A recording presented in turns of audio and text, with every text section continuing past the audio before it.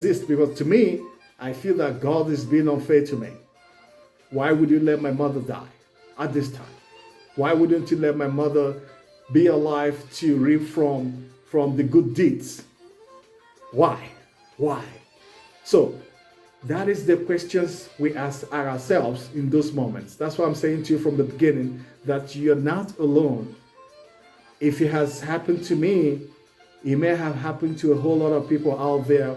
When you sit down and ask yourself and you question God, when you ask something so, you wanted something so badly, and you say to yourself, look, this has to happen. You pray every day, you fast and pray, you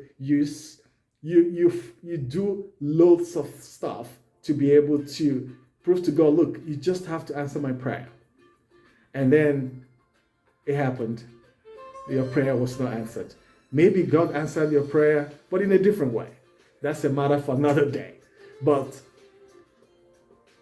at that moment, you ask yourself, look, with all I have been through, with all I have done, with the fasting and prayer, still God did not answer my prayer. Does this God actually exist in any way? If it does exist, seeing what I'm going through, seeing all the frustration, seeing all the hardship I have to go through, I ask just this one thing, to be able to rise above that hardship, and God didn't do that for me. So, does He really exist?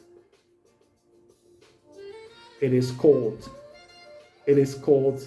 moment of near atheism. We all go through all of that. You're absolutely not alone. Now, back to the topic of fallacy of atheism. Now, fallacy of atheism, to my understanding in recording this video, is that regardless of what we think, God does exist. God does exist.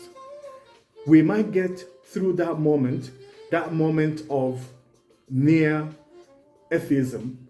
It does not take away the fact that God does exist. And I'm going to give you an instance. Something that I'm a witness to. Something I observed happen that actually has been ringing in my brain for a very long time. What I'm about to tell you now happened more like 5 years ago. 5 years ago. I still remember it very clearly, as if it just happened yesterday. So I was on board Emirates Airlines from Dubai, flying to LAX, Los Angeles.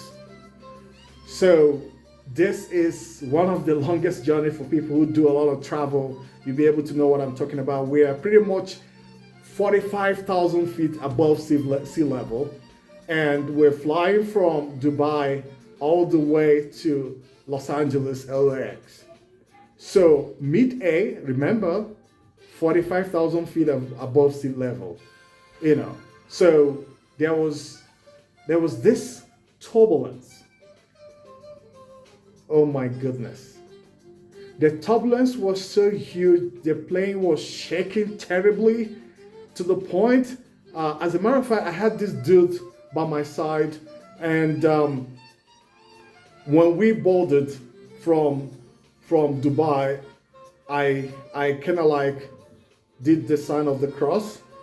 By the way, I was born a Catholic, and I've always been a Catholic. So I did the sign of the cross and started praying, did my Hail Mary, Our Father, and a little bit of prayer. And then I looked up to the guy and said hi. And of course, if you're gonna be on on an airplane with someone for onward, that trip was like pretty much like 12 to 13 hours. I'm not sure right now, but it was above 12 to 13 hours. So I said hi to him, and we talked a little bit, and then he asked me, I saw you say, are you a Christian? I said, of course I am. I'm actually a Catholic, not just a Christian. So, and he said to me, I'm like, okay. I'm like, are you a Christian? And then he said to me, no, I don't believe in God. I'm like, okay, so you are an atheist. Is that what it is?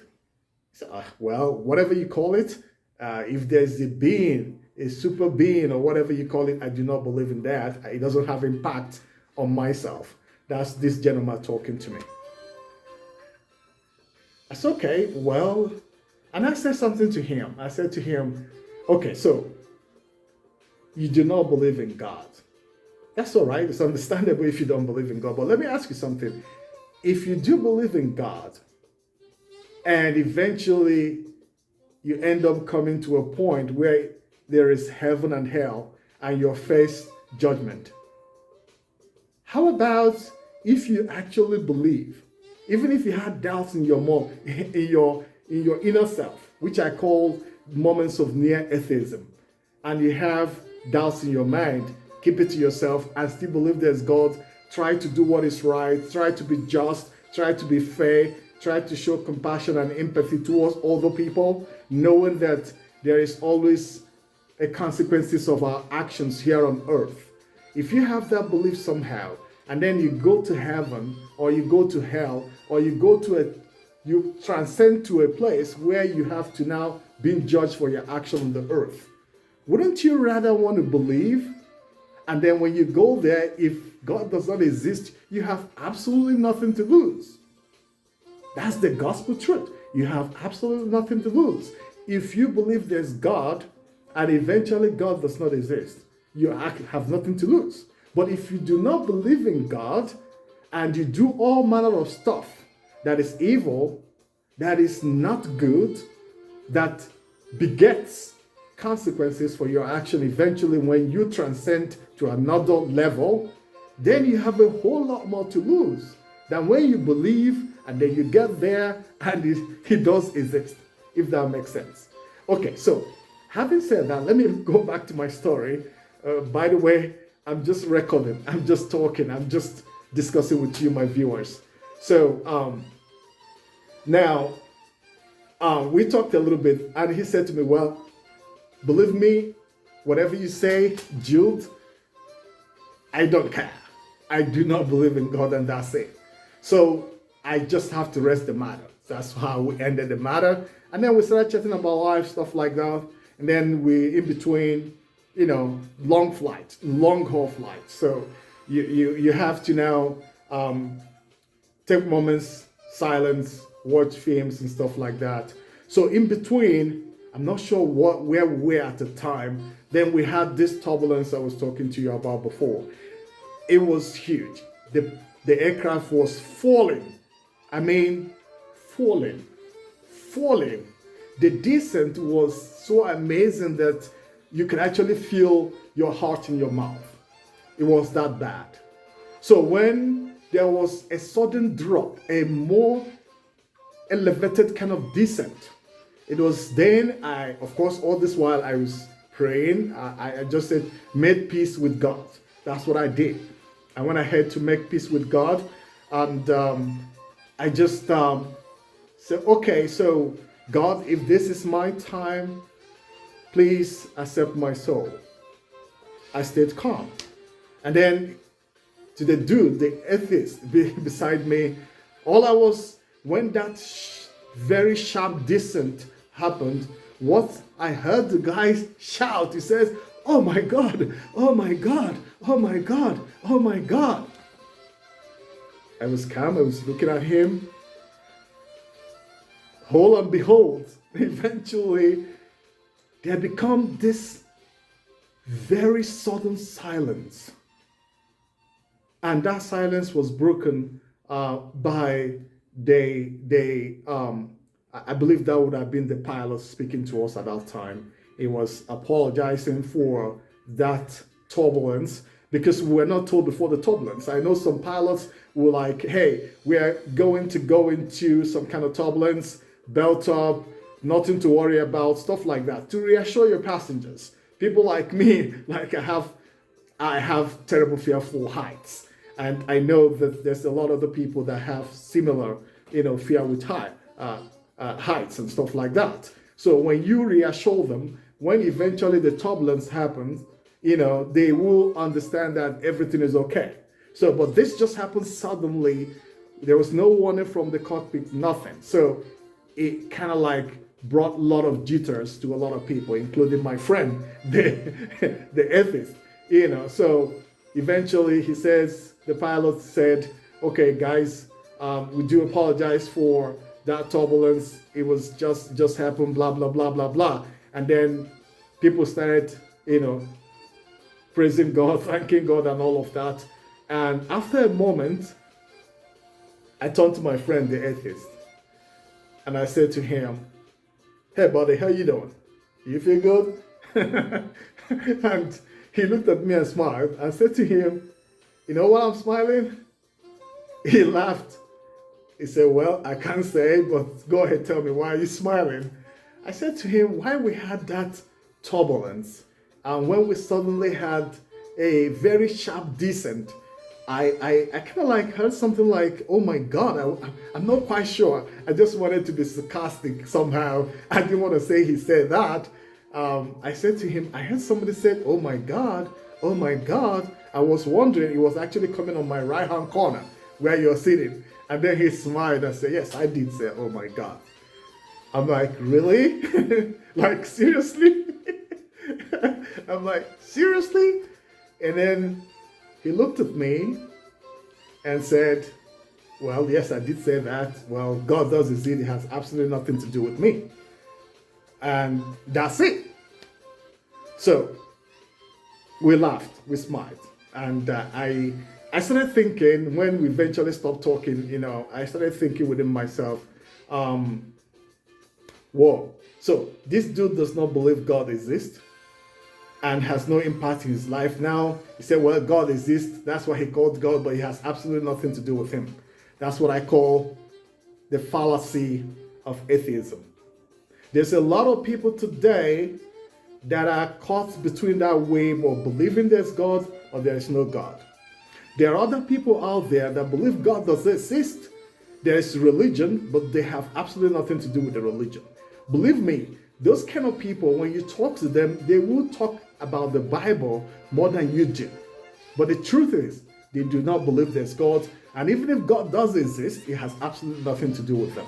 Listen, those people are not bad people. I'm not saying they're bad people. Some of them are the nicest people on earth. For example, in the whole wide world, China has the highest population of atheists today.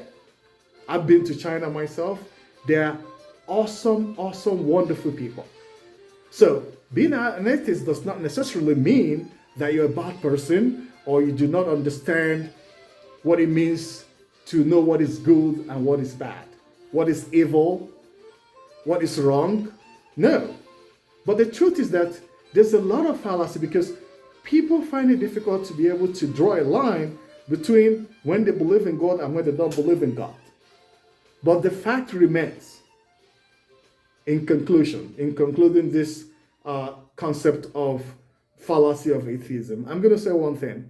I had said it before, and I'm going to say it in this concluding part. Okay, let's say God does not exist. If you think God does not exist,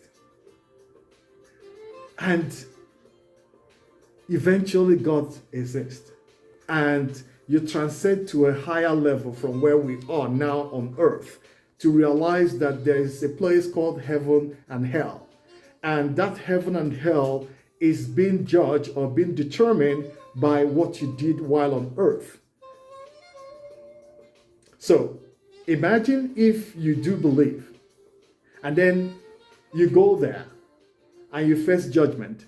Because you did good on earth, you knew what the difference between what is right and what is wrong, and you stayed on the right, you automatically go into heaven.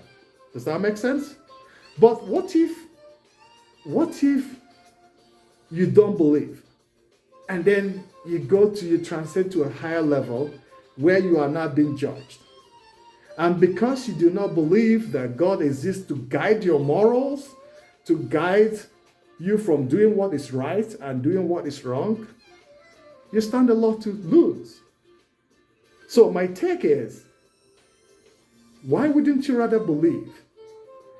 And if it does not exist eventually, if you transcend to nothing, you have absolutely nothing to lose. To me, what matters most, whether you have a religion or not, what is important is for you to know what is evil and abstain from evil, for you to know what is good and do what is good and run away from evil, for you to understand that in life we need love, we need kindness, we need compassion, we need empathy towards one another to be able to live a better life. That's my take. As always said, life is too short. Make the very best out of it and continue to tune into RSJ Life Mathematics, where we discuss the mathematics of life. There's always something to learn every week from RSJ Life Mathematics. Ciao.